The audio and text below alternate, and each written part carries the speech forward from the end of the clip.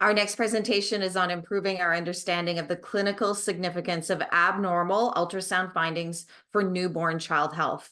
And it's being presented by Dr. Jennifer Hutcheon, who is an associate professor and Canada Research Chair in Perinatal Population Health in the Department of Obstetrics and Gynecology at the University of British Columbia. Her research uses large population health and administrative databases, i.e. big data, to identify policies and practices that can improve the care provided to pregnant individuals and their newborns. Welcome, Dr. Jennifer. Thanks so much, Shirley. So it's really a pleasure to be here and have the chance to share some of the work we've been doing trying to understand the importance of abnormal ultrasound findings for child health. I have no conflicts to disclose. And I'm presenting this work on behalf of our team. So Mary Ellen Conway, Ken Lim, and Jessica Liao are physicians who care for high-risk pregnancies at BC Women's Hospital and conduct research with the support of the Women's Health Research Institute. So the challenge that this project is trying to address relates to our use of prenatal ultrasound, so the ultrasounds that are done during pregnancy to look at the fetus. And prenatal ultrasounds are a really valuable tool for assessing fetal health, and they're part of routine care during pregnancy.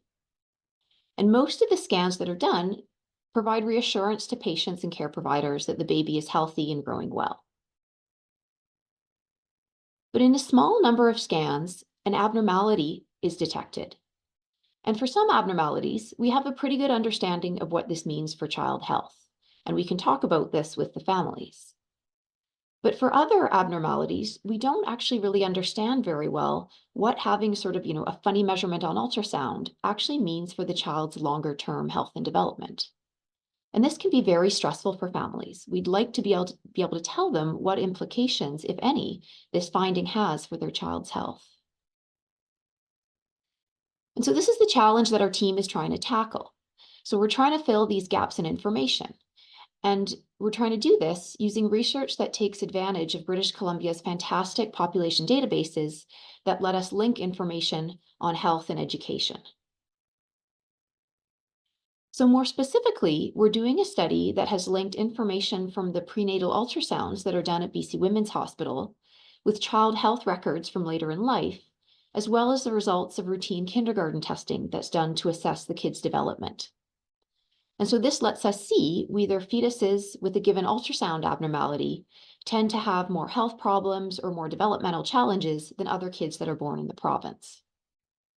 And when I put this on a slide like this, it seems like it should be a fairly easy thing to do to link up all these pieces of information.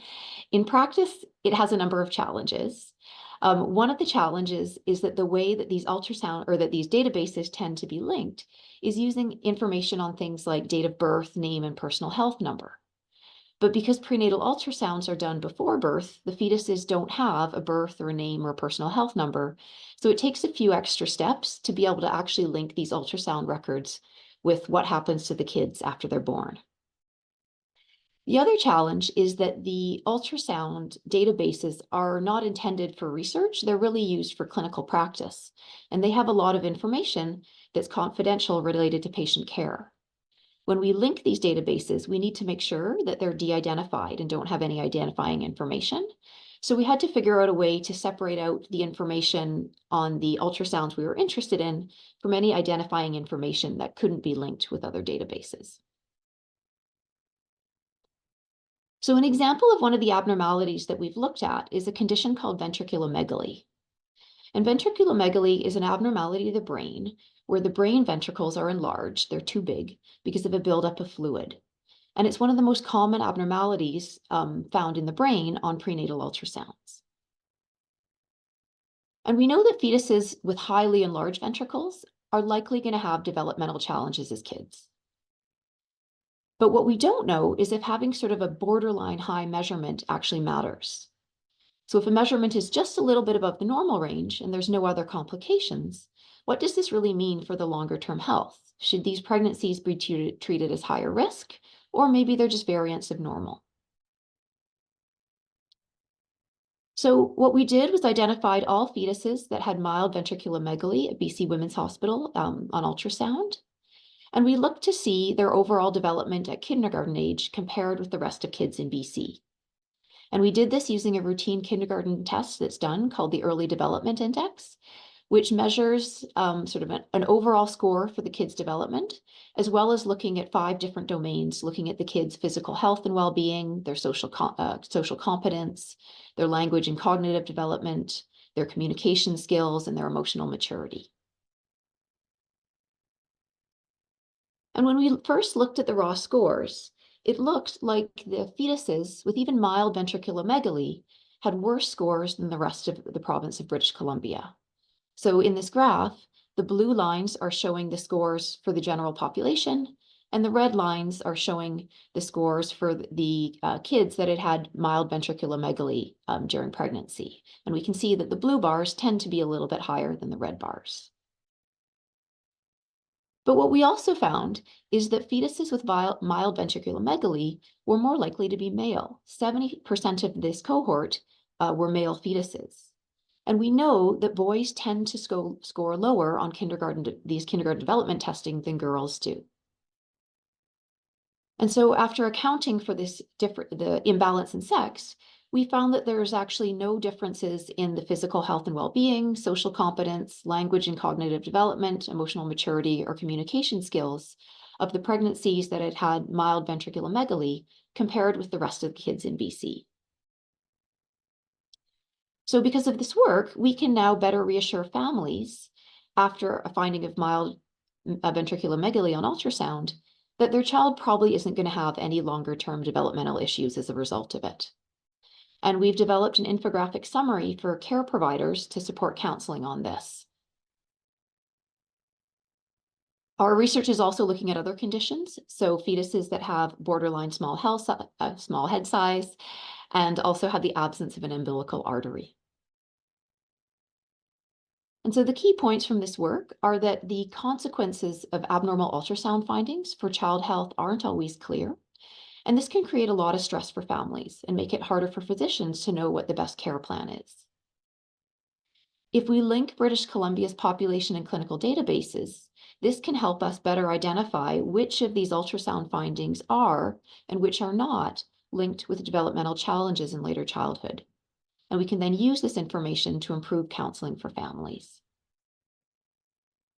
And I'd like to acknowledge Population Data BC for their support with all the linkages and the data access in this project.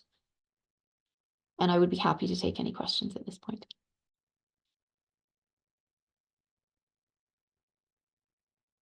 Thank you, Jennifer. Does anybody have any questions? They can pop them into the Q&A, or if there are any on Facebook. Wow, that was a lot.